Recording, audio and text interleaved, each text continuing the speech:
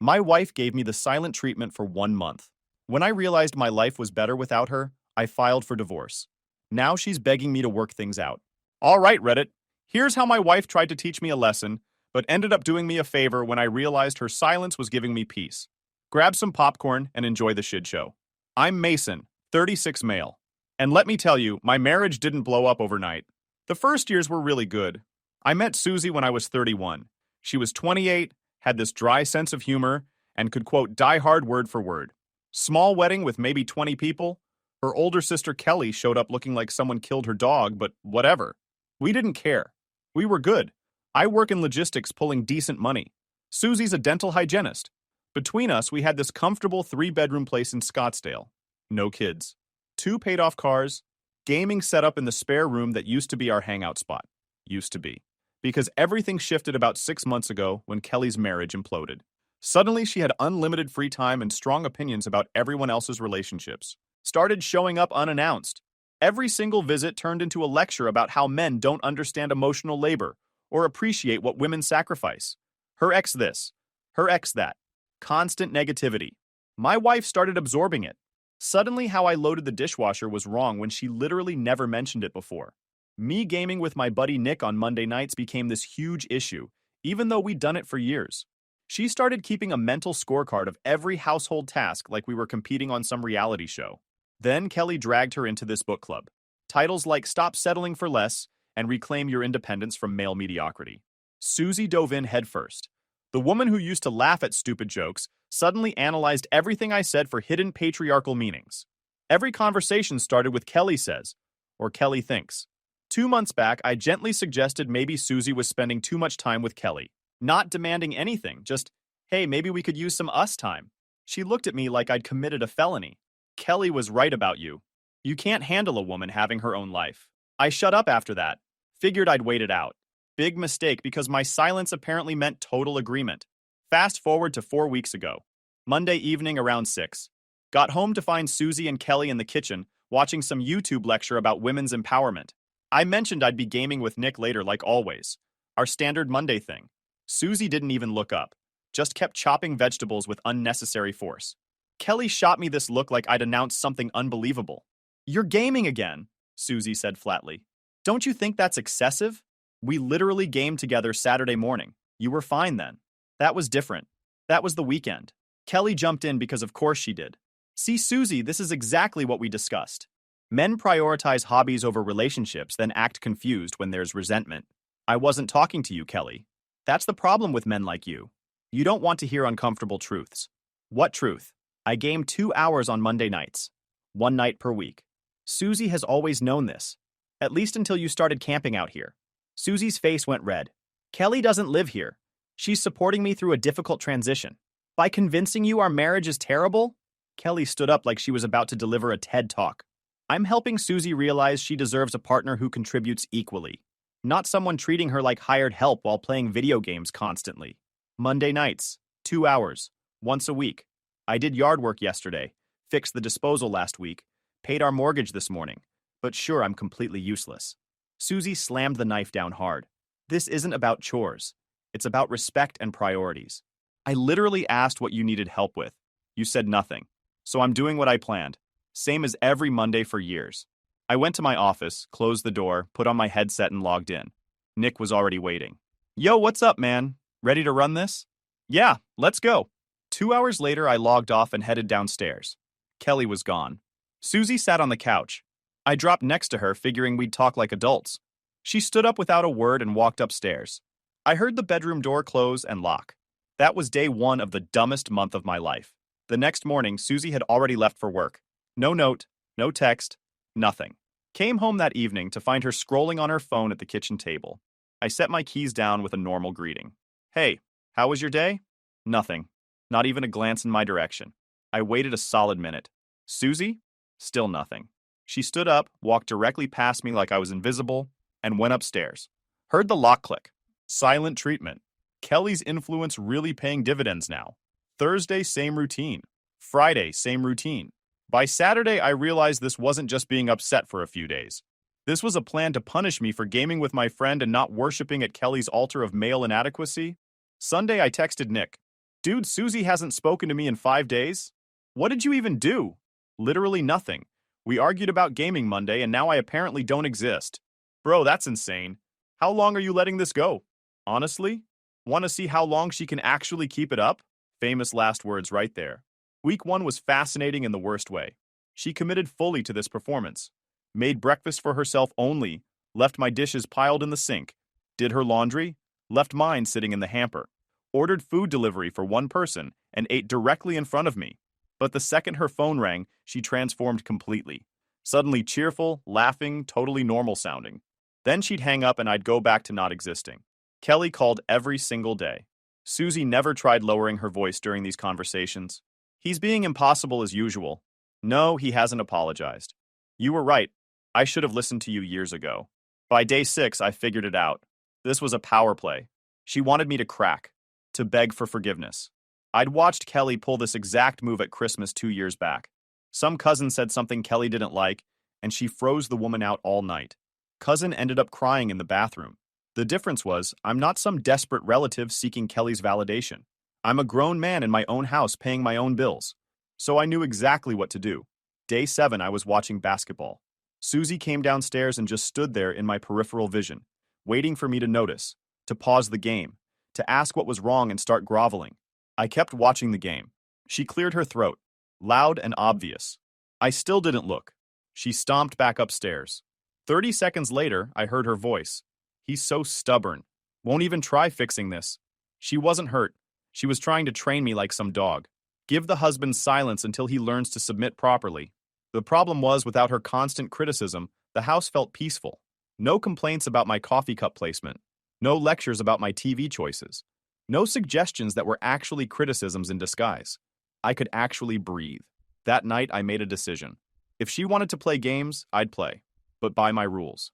I went into the spare room that had somehow become her storage dump over 6 months. My gaming setup was buried under piles of her stuff. Clothes she never wore. Decorations never used. Random purchases still in boxes. Spent 2 hours clearing everything out. Moved it all to the garage. Set up my gaming chair where it belonged. Organized my monitors properly. Connected everything the right way. Mechanical keyboard. Good mouse. Decent headset. The room looked like mine again. The next morning I woke up early. Made coffee. Fired up my computer. Messaged Nick. You around today? Always. What's going on? Susie's still doing the silent thing. Been a full week. Setting up the gaming room properly. Want to run some matches? Heck yeah. Give me 20 minutes. Susie came downstairs around 9. I heard her pause outside my door. Game audio clearly audible. Keyboard clicking away.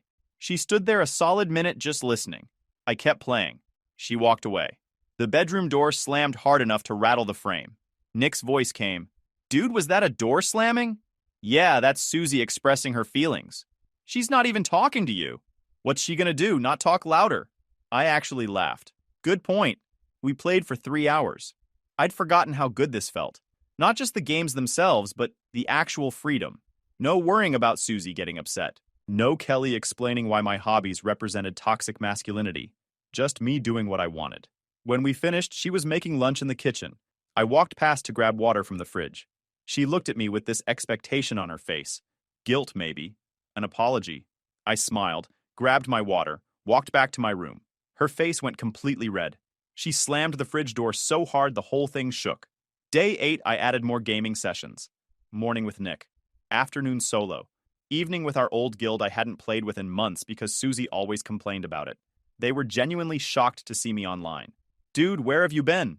Long story, I'm back now though. And just like that, Susie's punishment was accidentally giving me permission to do everything she'd slowly been cutting out of my life, and I was taking full advantage. Day 9, Nick actually came over. Brought his laptop. We set up in my room like old times. Proper setup. Pizza delivery. Energy drinks. Tournament brackets going. Susie walked past the doorway and saw Nick sitting there. Saw us laughing and talking. She looked at me like I'd pissed in her cereal. But she couldn't say anything without breaking her precious silent treatment. Nick noticed immediately. Your wife just death stared me. Yeah, she does that constantly now. How long is this actually lasting? No idea. But I'm not stopping either way. What do you mean? The longer she stays silent, the more I realize how much better everything is. No criticism. No Kelly camping out here. No guilt for breathing, just peace. Bro, are you actually okay? Better than I've been in months. After Nick left, I sat in my chair staring at the ceiling with real clarity. I'd spent 6 months trying to become whatever husband Susie and Kelly decided I should be. Completely forgot who I actually was before that. The silent treatment wasn't punishment anymore. It was freedom. Week 2. I stopped just gaming. Started systematically taking back every part of my life Susie had slowly eroded over months. She watched in total silence, trapped by her own strategy. Living room went first. Susie had rearranged everything to optimize her reality show viewing. Couch at weird angles, coffee table pushed too far out, made watching sports physically uncomfortable. Saturday morning, I moved everything back my way. Couch facing the TV properly, coffee table at perfect foot height, gaming chair in the corner where it belonged. She came downstairs and froze completely, mouth opening and closing, wanting desperately to complain, needing to, but she couldn't without admitting total failure. She grabbed her purse and left, didn't come back for 4 hours. When she returned, I was comfortable with my feet up, game on the big screen. She stood in the doorway, clearly waiting for guilt to hit me. I didn't even look up. The kitchen was next. Susie had gotten weird about counter space over the past few months. Everything hidden away except her useless decorative jars. My protein powder banished to the pantry. Vitamins stuffed in drawers. The toaster oven moved to the garage because it supposedly ruined her aesthetic. Forget that noise. I set up a proper morning station. Toaster out and ready. Coffee maker positioned perfectly. Protein powder right there. Vitamins organized and visible. Everything actually accessible. Every morning I'd make coffee at my station. Susie had to physically navigate around my setup. Frustration written across her face, but what could she possibly say? Then I started cooking whatever I actually wanted. For months, Susie had meal prepped based on Kelly's recommendations. Bland chicken breast, quinoa salads, health food that tasted like cardboard. Suggesting burgers or tacos got me lectures about nutrition and cholesterol. Now I cooked real food. Spicy wings, loaded nachos, thick steaks with garlic butter, meals that tasted good. Susie would smell it cooking and hover nearby, obviously wanting some. But she couldn't ask without speaking first. So she'd make her sad protein smoothies while my actual dinner filled the entire house. Day 14. Nick came over again, ordered ridiculous amounts of Chinese food. Full-day gaming marathon, both computers running side by side. You're really leaning hard into this silence thing, huh? Why not? She wanted me to suffer, apparently. Instead, I'm having the best time in months. What's your actual endgame here? Living my life. If she wants to stop ignoring me, she can. If not, I'm definitely not suffering. Nick left around 10. Before heading out, he pulled me aside quietly. You seem lighter somehow. Like the real you is actually back. That's called being single while married, man. He was completely right. I was living like a bachelor in my own house, and I'd literally never been happier. The garage became my next project. Susie had filled it with storage overflow, seasonal decorations, old clothes from 3 sizes ago, random purchases she forgot about. My workbench completely buried and useless. Sunday, I cleared everything out, moved all her stuff to one corner, set up my bench exactly how I wanted it, organized every tool properly. Then I started a project I'd been planning for over a year. Custom PC build. High-end gaming rig with parts I'd slowly collected but never assembled because Susie always complained about the money or time investment or noise level. Power tools and thermal paste filled the garage all afternoon. Susie appeared in the doorway, watched me work for several minutes straight. I could physically feel her wanting to ask what I was building, to comment on it, to criticize something. She just turned and walked away silently. That night, I texted Nick a picture of the setup. 3 monitors. RGB everything. Completely ridiculous and perfect. Bro, that's beautiful. Your wife must be absolutely losing it. Pretty sure she is. Still hasn't said a single word, though. Dude, how long are you actually letting this go? As long as it takes, honestly? For what? To figure out if I even want her to start talking again. There it was. The thought I'd been avoiding for 2 solid weeks. The silent treatment was supposed to make me desperate for her attention. Instead, it made me question why I ever wanted that attention in the first place. Week 3. Susie started legitimately losing it. Silent treatment breaking her down instead of me. I could see it in how she moved around the house, how she'd hover outside my door listening, how aggressively she slammed cabinet doors. Kelly was over constantly now. Whispered conversations that kept getting louder and angrier. He's doing this specifically to spite you, trying to prove he doesn't need you. That's textbook manipulation. The irony was absolutely hilarious. I was playing games, Cooking food I liked, living my normal life. That's manipulation, apparently. Day 19. Nick and I were mid-raid when I heard Susie on the phone, voice carrying through the whole house, not even trying to be quiet anymore. It's been almost 3 weeks, Kelly. He genuinely doesn't care. He's actually happier now. Gaming every single day. Acting like I don't exist. Like our entire marriage means nothing. Kelly's voice just as loud through the speaker. You're showing him he can walk all over you. You need to escalate this somehow. Make him understand what he's actually losing. How exactly? He won't even look at me anymore. I don't know, Susie, but you cannot break first. That means he wins everything. Nick's voice came through my headset. Dude, are you hearing this conversation? Yeah, loud and clear. Your wife is taking marriage advice from her divorced sister. You see the problem there? Oh, I see it perfectly. What are you actually gonna do? Honestly? Starting to think about making this permanent. Nick went completely quiet for a second. You mean divorce? Every single day makes it clearer I'm legitimately better off without her. Day 21, Susie's parents came over unexpectedly. First time I'd seen them in a month. They showed up with casserole dishes looking genuinely confused about everything. Susie let them in, hugged them both, started chatting like everything was completely normal. Her dad spotted me and waved casually. Hey, sport, how's work treating you? It's good. I stood and shook his hand properly. Susie's smile faltered. She probably expected me to ignore them or cause some scene, but I was totally normal. We sat for dinner together. Susie's mom had made pot roast. I complimented it, asked about their week, talked about work projects. Completely normal Sunday dinner conversation. Meanwhile, Susie sat there getting progressively more agitated because I wasn't playing along with whatever narrative she'd built. Her dad asked about holiday plans coming up. Susie jumped in quickly. We haven't actually discussed that yet. First words she'd spoken in my presence in 3 solid weeks. Her parents didn't notice the significance. After they left, she spun on me immediately. You did that on purpose. I started cleaning dishes calmly. Put them in the dishwasher. Wiped down the table. Didn't say a single word back. Her face went completely red. Don't you dare ignore me now. You can talk to my parents but not your own wife? I walked to my gaming room, closed the door, put on my headset. She followed right behind, stood in the doorway, staring. You can't just shut me out like this. I booted up my game. Nick was already online waiting. Actually, Susie, I can. You spent 3 weeks showing me exactly how. That's completely different. I had actual reasons. So do I. I finally realized how much better my life is when you're not actually part of it. Her jaw dropped. She stood there for 10 seconds, just processing, then turned and ran upstairs. Bedroom door slammed, then crying, then immediate phone call to Kelly. Nick's voice in my ear. Did you just tell your wife you're better off without her? Yeah. Bro, I think you just won this whole thing. Didn't feel like winning. Felt like clarity.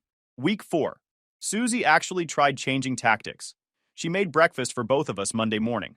Left it on the table with a note. Hope you have a good day. I took a picture and sent it to Nick. Day 23 and she's cracking hard. He responded immediately. Hold the line, soldier. I ate the breakfast. Didn't thank her. Didn't acknowledge the note at all. Went to work like normal. That night she made dinner. My actual favorite meatloaf recipe. Served it without speaking. Sat directly across from me at the table. We ate in silence. When finished, I put my plate in the dishwasher and went to my room. She followed close behind. Are you really not going to say anything? Voice smaller now, almost pleading quality to it. What exactly do you want me to say? That you forgive me. That we can move past this somehow. That our marriage actually matters to you. I looked at her for the first time in weeks. Saw someone who let her bitter divorced sister poison her thinking completely. Who punished me for having a basic hobby. Who made me feel guilty for simply existing in my own house. I saw someone I didn't want to be married to anymore. Our marriage would matter if you hadn't spent 6 months turning it into a prison. If you hadn't let Kelly convince you everything I do is somehow wrong. If you hadn't given me silent treatment for 3 weeks because I wanted to play games with my friend 1 night per week. She started crying hard.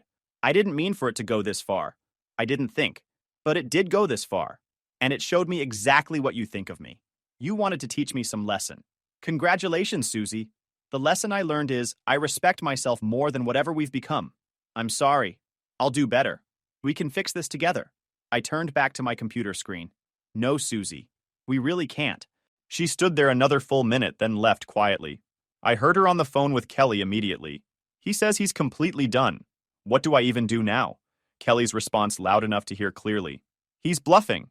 Men always come back eventually. Give him space, and he'll realize he can't do any better than you. That exact moment I knew for absolute certain. Not because I was angry, not for revenge, but because staying married meant staying connected to Kelly's toxic worldview forever. I'd genuinely rather be alone. I opened my browser and researched divorce attorneys in Phoenix. Day 29. I took a personal day from work. After Susie left for her shift, I drove downtown to Monica's law office. Tell me what's going on in your situation. We spent 2 hours going through everything methodically. The house situation, cars, bank accounts mostly kept separate. No kids involved. No major shared debts except the mortgage. This should be relatively straightforward. When would you like these served? Tomorrow morning, day 30 exactly. Feels right.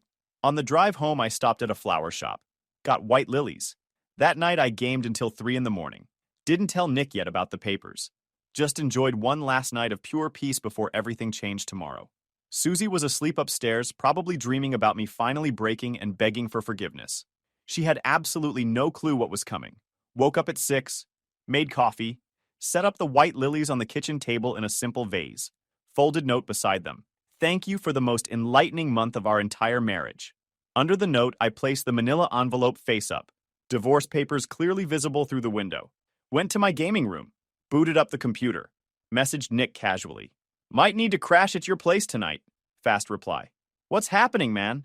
You'll see soon enough. Susie came downstairs at 7:45 like clockwork. Heard her footsteps heading to the kitchen. Heard her stop suddenly. Complete silence stretched for a full minute. Papers rustling. She was reading everything. I kept my eyes on the screen. Fast footsteps approaching. She appeared in my doorway holding the papers. Her face completely white. What is this supposed to be? I think you can read just fine. You're divorcing me? Over me not talking for 1 month? I turned my chair to face her directly. No, Susie, because this month showed me exactly who you've become, and I don't want to be married to that person anymore. You can't be serious. We can fix this. There's nothing to fix. You gave me a month of silence to punish me for gaming with my friend. Instead, you accidentally gave me a month to realize how much better my actual life is without you, without Kelly, without constant criticism, without walking on eggshells in my own house. Her hands were shaking. This is completely insane. You're throwing away our marriage because I was upset? You weren't upset, Susie. You were playing power games. It completely backfired. You wanted to show me what life without your attention looked like. Mission accomplished. Turns out I genuinely like it better. She threw the papers onto my desk. I won't sign these. You can't make me. You don't have to sign anything. Arizona is no-fault divorce. I can divorce you with or without your cooperation. But you will sign eventually. Because fighting just costs us both money, neither of us needs to waste. Her face cycled through about 5 different emotions rapidly. Then, realization seemed to hit. Kelly was right about you from the start. You can't handle a strong, independent woman. I actually laughed. Kelly, your bitter divorced sister who's been poisoning your head for 6 straight months. Yeah, let's definitely trust her judgment on successful relationships. That's clearly worked out great. Don't you dare blame Kelly for this. I'm blaming you for actually listening, for letting her turn you into someone I don't recognize anymore. I stood up. She stumbled backwards slightly. You know what I learned? Peace. Existing without needing permission. Realizing I'd rather be alone and content than together and miserable. She started crying for real. Not manipulative tears. Genuine ones. I'll change everything. I'll tell Kelly to stay away permanently. We can do counseling. Whatever you need. I don't want counseling. I don't want to fix this. I want out completely. Please. She grabbed my arm desperately. I love you. I still love you. You loved controlling me. That's a big difference. I pulled away gently. The papers are real. My attorney is Monica. Get your own lawyer. We can do this easy or we can do it hard. That choice is yours. Where are you going right now? Nick's place. I'll be back tomorrow for my stuff. Use the time to process everything and maybe call an attorney. Not Kelly, though. Actually call a lawyer. She just stood there crying as I walked past. Grabbed my keys, wallet, and laptop. Walked out the front door. Drove straight to Nick's. He opened the door in pajamas, looking confused. Dude, it's 8:30. Just served Susie divorce papers. His eyes went huge. You actually did it. Yep. Can I crash here for a bit? He stepped aside immediately. My couch is yours, man. But are you okay? Like really okay? I sat down on his couch. For the first time in 6 months, I feel like myself again. So yeah, better than okay, honestly. You went complete scorched earth. No, Nick. I ended my marriage because my wife showed me very clearly I don't need her in my life. Big difference. My phone started buzzing immediately. Susie calling. I declined. Again, declined. Texts started flooding in rapidly.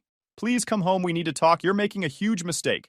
Kelly says you're scared of real commitment. I won't let you do this to us. I showed Nick the screen. He whistled low. She's spiraling hard. Let her spiral. My attorney handles everything now. I'm just going to game and enjoy my freedom. We gamed for 6 straight hours. Phone kept going off constantly. By evening, I had 63 missed calls and over 100 texts. Susie, Kelly calling me every name possible. Susie's parents asking what happened. I replied to exactly one text. Susie's mom. Susie can explain everything. Immediate response. Surely you two can work this out somehow. I don't want to work it out. No response after that one. Next week was genuinely educational. Susie didn't just spiral normally, she went absolutely nuclear. Kelly right there beside her pouring gasoline on everything.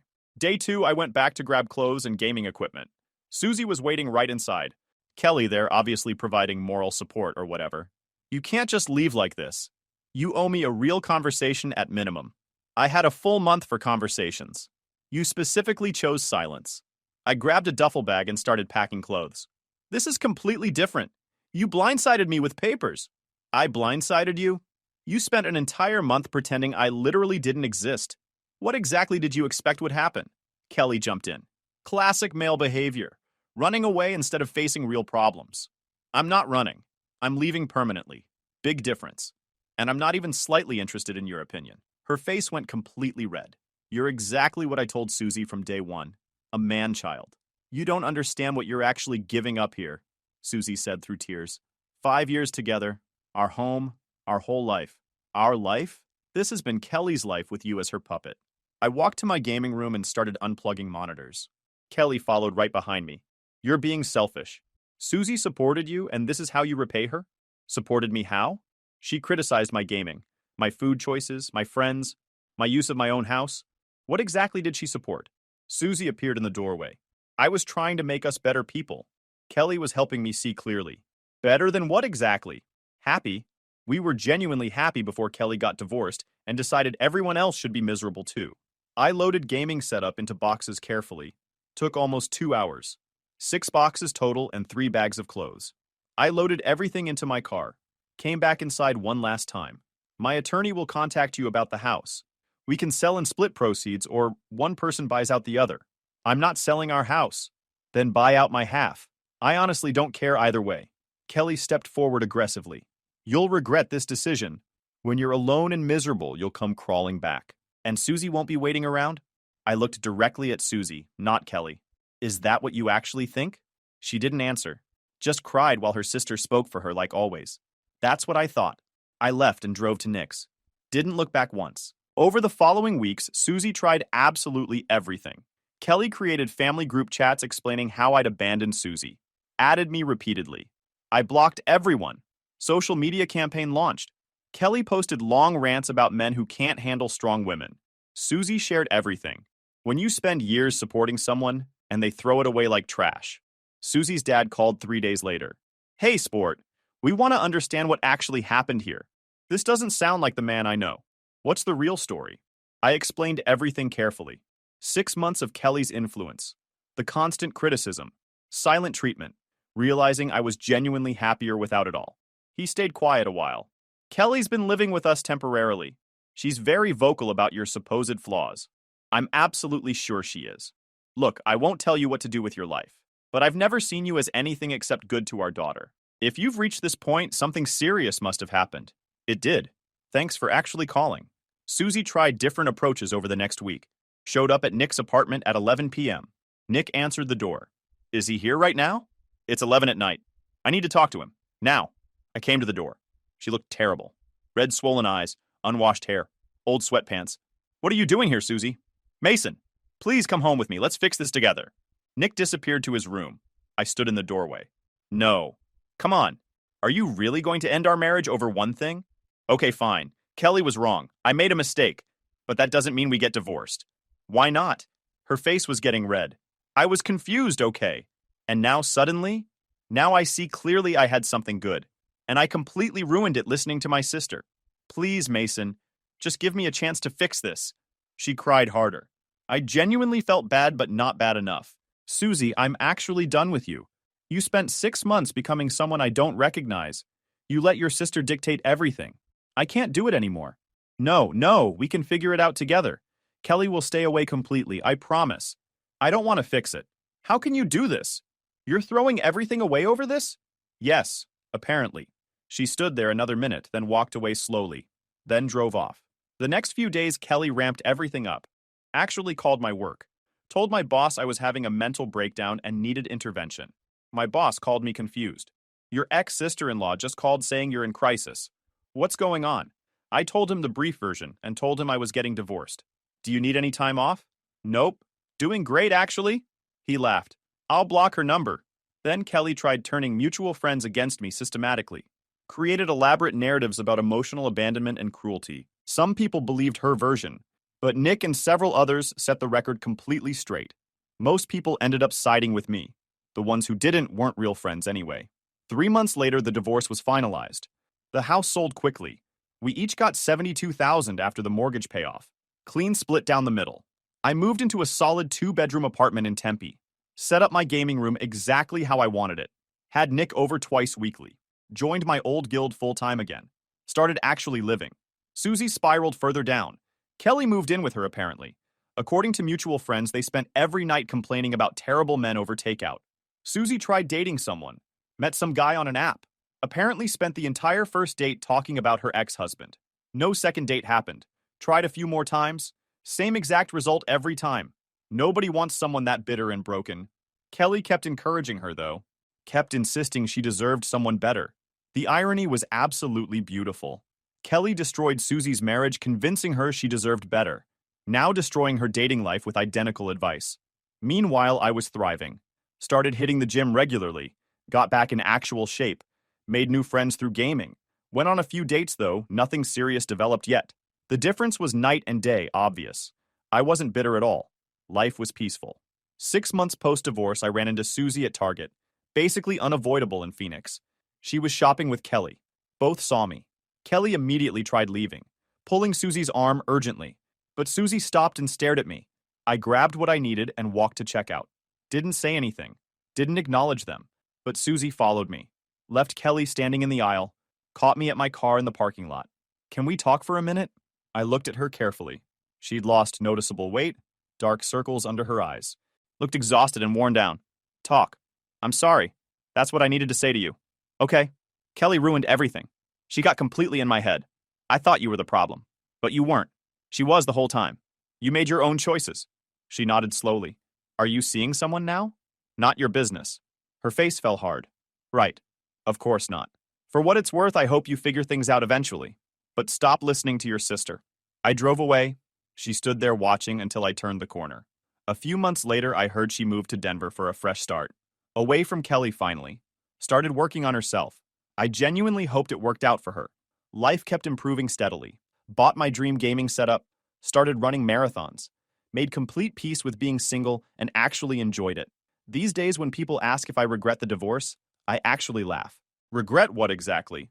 Discovering I'm happier alone than in a miserable marriage? The silent treatment was supposed to teach me a lesson. It absolutely did. Just not the one Susie intended. It taught me love without genuine respect is completely worthless. And it taught me sometimes the trash does take itself out. YouTube just dropped this new hype feature. If you're hooked on this story, smash that hype button. It tells YouTube this video deserves to blow up, and it keeps even crazier stories coming your way.